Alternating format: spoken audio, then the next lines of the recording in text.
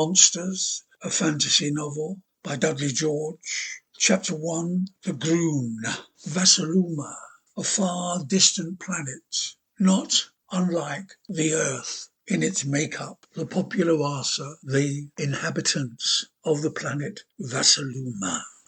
The Groon, they came from a galaxy far away and found that the populace were easy prey. And slowly over time they were able to feed on the life force of the populace. Most of the populace were now shadows of their former selves. The void beckoned, but all was not lost, because there was the freedom fighters. They would not be taken over, and with a strong mind set, they were able to keep the Groon at bay. Their numbers grew, and the populace with the freedom eye, they pushed hard against the Groon. The populace had broken with those self-opinionates who signed their declarations in safe high towers. Those alienates who had fed the fires of hate had ultimately self-combusted. The populace understood that love was a forever thing, and that steam from a boiling kettle dissipates when it hits the cool night air. The Groon, evil spirits of bad influence, had lost the battle of Vasaluma. The elements were not at war anymore. All natural disasters were all but eliminated. Vasaluma had bitten back, and the Groon had left the building. They found themselves in deep space. For the little vitriol's survival was the key. So they merged together to become the one. The grizzled one, the grizzled Groon, had arrived on the scene. And it was not good, because the new monstrous entity was very hungry indeed. It tried other planetary systems, but was blinded by the lights. After eons of searching, it eventually found the Earth. In planetary terms, the Earth was a child, and the humans of Earth would be easy prey for the very hungry, grizzled Groon. The Kremen, they were spiritual nomads on the run, not wanting to face the consequences of their actions on the earth plane. These now psychotic nomads, those killers and queens of ages past, would soon have a vitriolic purpose. A dangerous liaison ensued. The grizzled one became more aware of weaknesses in humankind and gained many followers. Now, with its growing influence over the earthling, the grizzled one was set ready to pollute the minds of mortal men and women. The Kremen was sent out into the world by the grizzled one to misinform, encourage greed and heinous acts. Like clinging vines, they did attach themselves to the needy and the greedy and malignant dynasties. They thrived. The Kremen had found their unnatural leader, and to suck the goodness out of the souls of mortal men and women was their only charge. The psychic straw was now in place. Coin a phrase, the world was its oyster. The void, it beckoned. An English meadow. Not, may I say, an ordinary English meadow. And as my story unfolds, I think you may well agree with me. The mist hovered above the meadow in the high sky. It would be soon time to do her daily duty and come down and spread herself over the meadow like a soft, reassuring, warm blanket. For most of the animals, birds and bees, the mist was a reassuring presence. The problem with this particular mist was that she was a daydreamer. She had heard the birds twittering in the trees as they talked of far-flung places, with ladies with high hair and pretty dresses. They talked of snow-capped mountains much higher than the highest trees. They talked of towns like London, Manchester. Maybe the gods by mistake had given her something extra, an inquiring mind, maybe meant for some other entity. On one particular occasion, she was daydreaming so much that she forgot to come down and embrace the meadow with her presence and help make the morning dew. It was manifestly apparent to all the other animals in the meadow that something might be wrong, and this concern was to show itself. 'Twas on a morning much like any other. The mist in the high sky. Daydreaming, she didn't notice the changing colours of the sky. The wind had dropped, and there was an eerie feel around and about. Most of the meadow creatures had run for cover. A storm was brewing, and there was mist, thinking of high hair and pretty dresses and snow-capped mountains, much higher than the highest trees. Was it going to be a daydream too far? The question was posed. Out of my way, mist! Out of my way, mist! Show some respect! Show some respect! Mist was now spinning out of control. Suddenly she stopped. It took her a short time to gain control. And then she was compelled to look down below her, and what she saw was a great expanse of clear blue water. This must be the sea! The sea those birds spoke about. It's the sea! And then something very unusual happened. It caused Mist to shout out loud, "Wowee! What an adventure!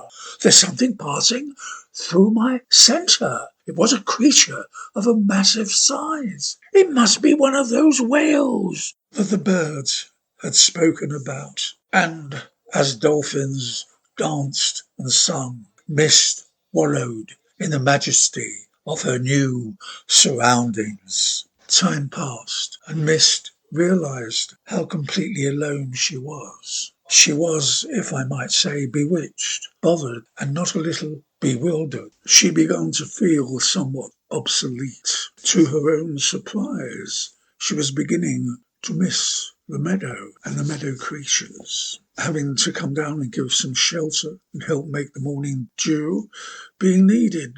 That's what it was. To see new life and understand the hidden meaning in nature's plan. To watch the salmon dance upstream and to know that nature does show itself to all who might take the time to listen, to see the special ones. Back to the meadow. Georgie was a year old, and Mist hadn't been this late before. Georgie felt somewhat exposed, and thoughts of hopping about in the open without Mist's protective cover was a bit scary, to say the least. A fox was unsettled by the precarious situation developing around and about. It was indeed an unnatural state for the troubled vixen and her playful cubs. Chapter 3. Pirates in Peril on the Sea. Time passed and Mist began to daydream once again. Oh, to be back at my meadow and smell the fresh grass. I'd just like to get back there. Then suddenly Mist saw something. Something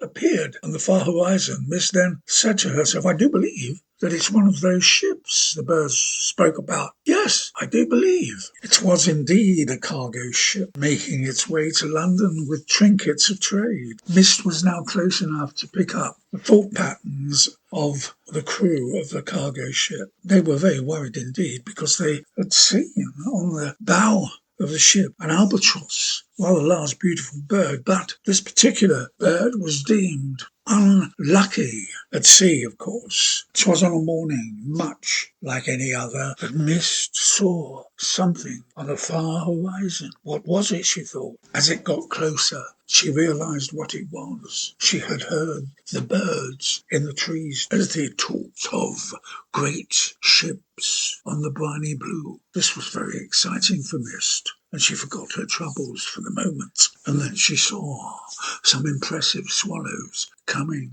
at her like there was no tomorrow. But they didn't look right, they didn't look left, they just carried on. There was no indication that they were posing the question, what was a meadow mist doing out at sea? They just carried on regardless. It was another reminder of her meadow home. And as we all know, home is where the heart is, and Mist's heart was still pained with longing, yes, longing to be back to her old routine in the meadow. The cargo ship was on its way to the seafaring town of Portsmouth to unload its cargo, and Captain Bernard Goodfeldt was a very happy captain indeed. Soon the cargo ship was close enough for Miss to pick up on the thought patterns of the crew. They were still concerned about the albatross they had seen on the bow of the ship. This concern was manifestly apparent when the captain shouted, "Keep your eyes peeled. These is dangerous waters, you know. Dangerous times." The captain's words were deemed to be quite prophetic, because the skull and crossbones appeared on the far horizon. The death flag, it wavered in the wind as the first mate of the pirate ship, a lardy-looking specimen of womanhood, shouted, "All hands on deck, man the cannon. There'll be food aplenty for all of us on this day. Man the cannon." Now Captain Goodfeldt of the cargo ship was a damn fine fellow. He had a bulbous, big, pitted, red nose. This was because of the 2 bottles of whisky he drank on a daily basis. The old seafarer was a very brave man, but he and the crew did worry, and at this point were resigned to the possibility that their end was near, or they would become a pillaged parcel of dehumanized slaves sold to the highest bidders in far-flung markets across the world. The cut throats were nearly upon them. Then something very unusual happened. A strange white mist covered the pirate ship. To coin a phrase, all hell broke loose. The pirates were blinded. All sight was lost. A very scary situation had developed because they knew that they had navigated their way through the rocks at Craggy Point. And now, as I say, they were blinded by a strange white mist. And without sight nor guidance, there was an almighty crashing noise. The pirate ship had run aground on the rocks of Craggy Point, a notorious rock formation just under the surface of the briny blue. The screams of drowning pirates, it shocked the crew, but in their heads their thoughts were the same. I'm glad it's them, not me. As quickly as it came, the white mist rose into the high sky. Captain Goodfeldt ordered lifeboats. The pirates themselves were now prisoners. The merchant was not geared in any way, shape or form to take on prisoners, and so it was they were housed in makeshift holding cells. Once back on the mainland, a stay at Newgate prison would ensue for the nasty cutthroats, and the big bonus in all this was the capture of Davina McFowl and her captain, Belvedere Bloodlock III. Perverse pies. It all started in the back streets of London's East End, where as a child the little Davina McFowl played with the other children. I say played. The other children were scared stiff of her because she would make unholy threats towards them. Things like, "Me father is going to bite your head off, so giss it here, giss what you got, giss your money." The other children gave up their lunch money quite easily because they knew that Dirty Bertie McFowl was a rat catcher, and it was well known all over the East End that the family ate rat. In pies, they would make cakes from rat fat. It was indeed rat vile gluttony, and Dawn Clench McFowl, mother of Davina McFowl, wife of Dirty Bertie McFowl, loved ratty pies. "Kiss me ratty pies," she would say. "Kiss me ratty sweet." 'Twas McFowl by name and McFowl by nature. Even Reverend Joseph Boffer would say this surely is An incarnate of hell, he would say, of hell. He could feel the creminous vibe coming from their home. And he would say of Davina that she was indeed the devil child. As the wheel keeps turning, as the wheel keeps turning. The end of part 1.